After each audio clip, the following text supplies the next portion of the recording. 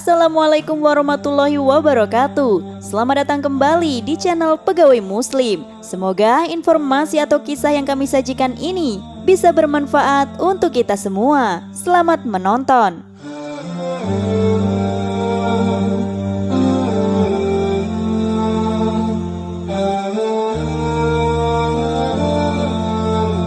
Al-Quran adalah kitab yang diwahyukan Allah Subhanahu wa Ta'ala kepada Nabi Muhammad SAW sebagai penyempurna kitab-kitab sebelumnya. Al-Quran diturunkan sebagai rahmat dan pedoman hidup manusia agar semakin beriman dan bertakwa. Setiap manusia yang mengikuti petunjuk Al-Quran akan mendapatkan kemuliaan, kejayaan, keselamatan, dan kebahagiaan baik di dunia maupun di akhirat.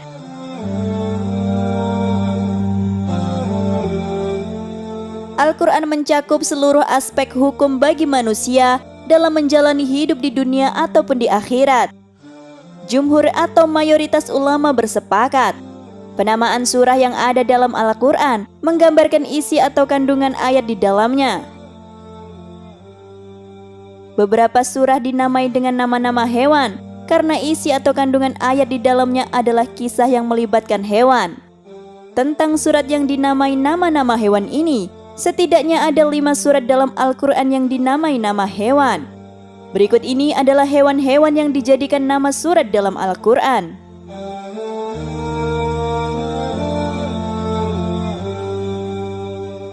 Surah Al-Baqarah.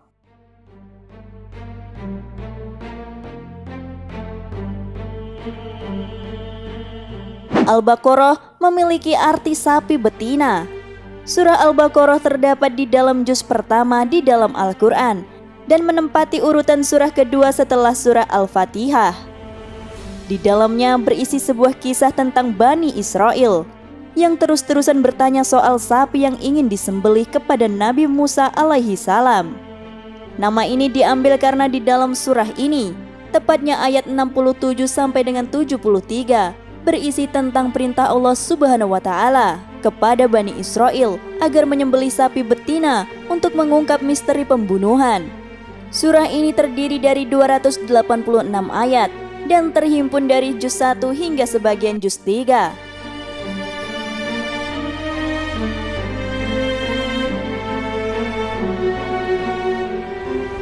Surah ini termasuk golongan surah Madaniyah, dan ini jelas terlihat pada jumlah ayatnya yang banyak.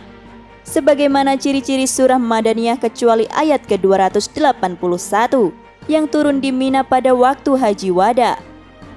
Surah ini merupakan surah yang pertama kali turun di Madinah, sekaligus menjadi surah yang paling panjang di dalam Al-Quran. Selain itu, di dalam surah Al-Baqarah terdapat ayat yang agung, yakni ayat kursi. Ayat yang terakhir turun kepada Nabi SAW pun ada di dalam surah Al-Baqarah ini, yakni ayat ke-281. Surah An-Nahl.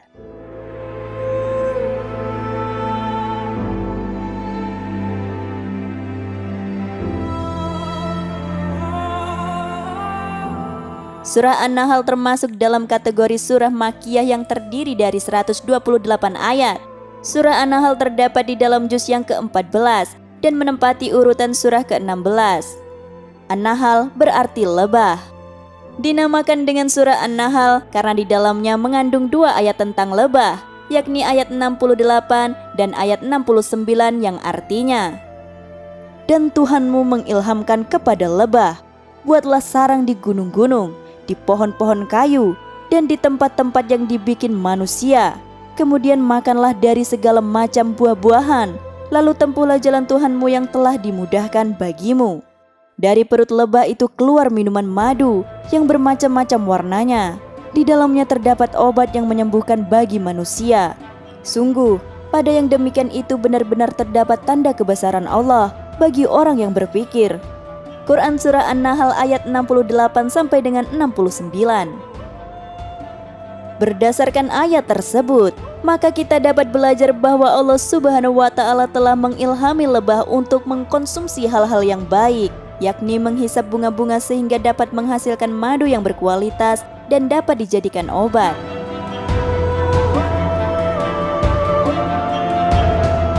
Surah An-Naml.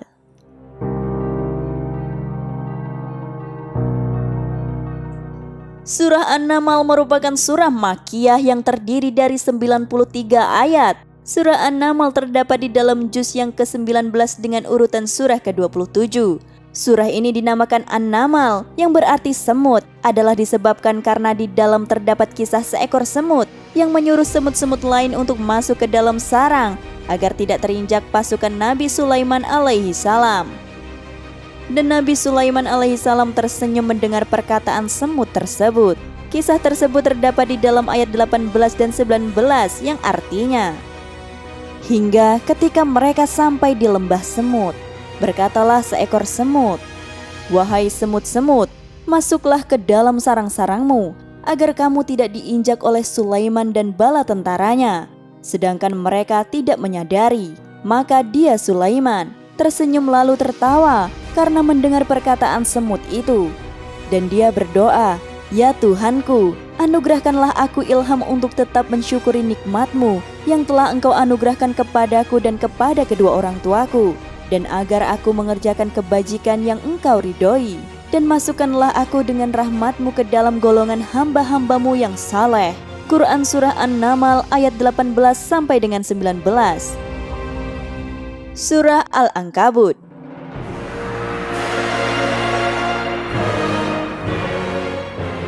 Surah Al-Ankabut termasuk surah Makkiyah yang terdiri dari 69 ayat. Surah ini terdapat di dalam juz ke-20 dan urutan surah ke-29. Dinamakan surah Al-Ankabut yang berarti laba-laba adalah disebabkan karena Allah Subhanahu wa Ta'ala telah menyerupakan orang-orang yang telah menjadikan berhala-berhala dan benda-benda lainnya sebagai Tuhan dengan perumpamaan laba-laba yang telah membangun rumah yang rapuh dan hina. Allah Subhanahu wa Ta'ala berfirman, "Perumpamaan orang-orang yang mengambil pelindung selain Allah adalah seperti laba-laba yang membuat rumah, dan sesungguhnya rumah yang paling lemah ialah rumah laba-laba, sekiranya mereka mengetahui." Quran Surah Al-Ankabut ayat 41. Al-Fil.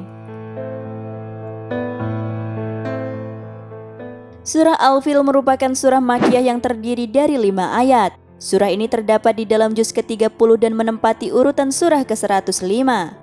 Dinamakan Al-Fil yang berarti gajah adalah disebabkan karena surah ini diawali dengan menyebutkan kisah pasukan gajah.